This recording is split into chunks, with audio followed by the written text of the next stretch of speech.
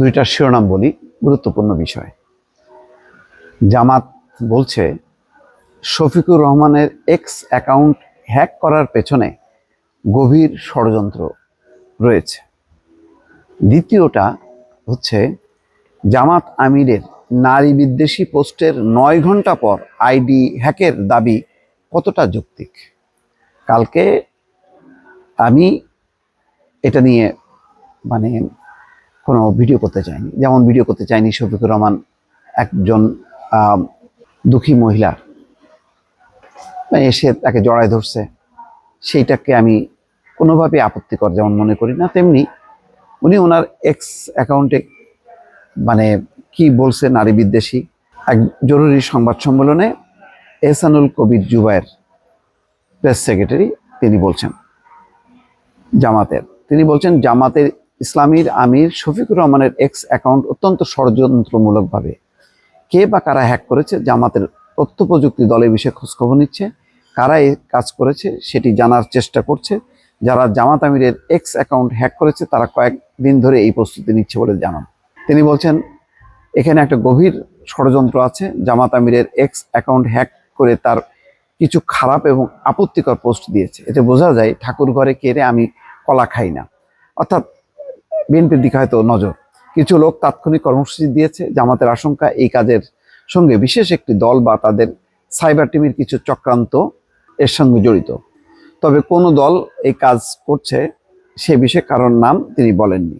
অন্যদিকে যেটা বিএনপি বলছে, বিএনপির নির্বাচন পরিচালনা কমিটির মুখপাত্র মাহাদি আমিন বলছেন জামাত ইসলামীর আমিরের এক্সে পোস্ট দেওয়া এবং অ্যাকাউন্ট হ্যাক হয়ে যাওয়ার দাবি করা নিয়ে সঙ্গত কারণেই প্রশ্ন ওঠে।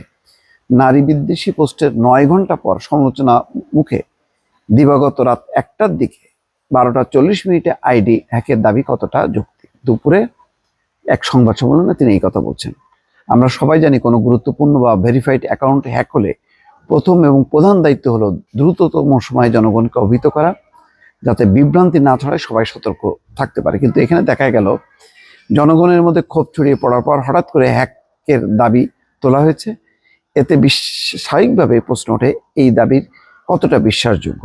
এমনকি উক্ত সময়ের মধ্যে জামাত আমিরের ফেসবুক অ্যাকাউন্টে অনেক পোস্ট করা হয়েছে যার মধ্যে আমরা তার এক্স অ্যাকাউন্ট হ্যাক হওয়ার কোনো পোস্ট দেখতে পাইনি। এখানে দুইটা বিষয়, এটা সত্য আমরা হ্যাক হয়ে গেলে সাথে সাথেই এটা রিপোর্ট করি, আর উনি যেহেতু গুরুত্বপূর্ণ একটা ব্যক্তি, আর যেই নারী বিদ্বেষ অর্থাৎ নারী অধিকার নিয়ে বারবার জামাতকে প্রশ্ন তোলা হচ্ছে যে তাদের নারী নীতি কি হবে, কেন তাদের এমপি পদে একজন প্রার্থীও নেই। সেরকম সময় নারী বিদ্বেষী এই পোস্টটা তার পুরনো অ্যাকাউন্ট থেকে হ্যাক করা হয়েছে।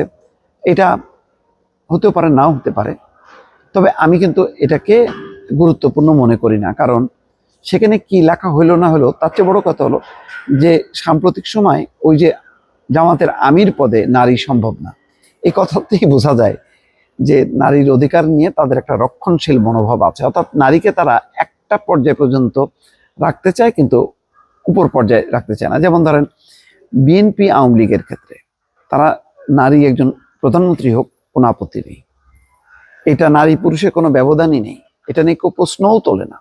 কিন্তু জামাতকে কেন বলে? জামাতকে বলে এই কারণে জামাত একটা ইসলামী দল। তাই ইসলামী আদর্শ বা স্টেটসে ওই কোনো নারী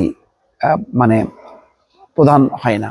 সৌদি আরব বলেন, কাতার বলেন, কোথাও হয়নি, আফগানিস্তান কোনো জায়গায় হয়নি, সুতরাং বাংলাদেশেও হবে না। অথচ তারা গণতান্ত্রিক আদর্শ বলছে তারা মুখে যে আমরা গণতান্ত্রিক কাঠামোতে বিশ্বাস করি।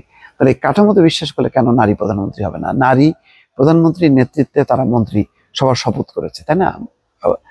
তো এখন কেন করবে না? এগুলি নিয়ে বিতর্কের মধ্যে যখন নাকি এরকম একটা পোস্ট আসলো, তখন এটাকে যদি উড়ায়ও দিই নারী নীতি নিয়ে বা নারী অধিকার নিয়ে, যে আমাদের অবস্থানটা কি আসলে পরিষ্কার না, এটি হচ্ছে আমার কাছে মুখ্য বিষয়। দর্শক।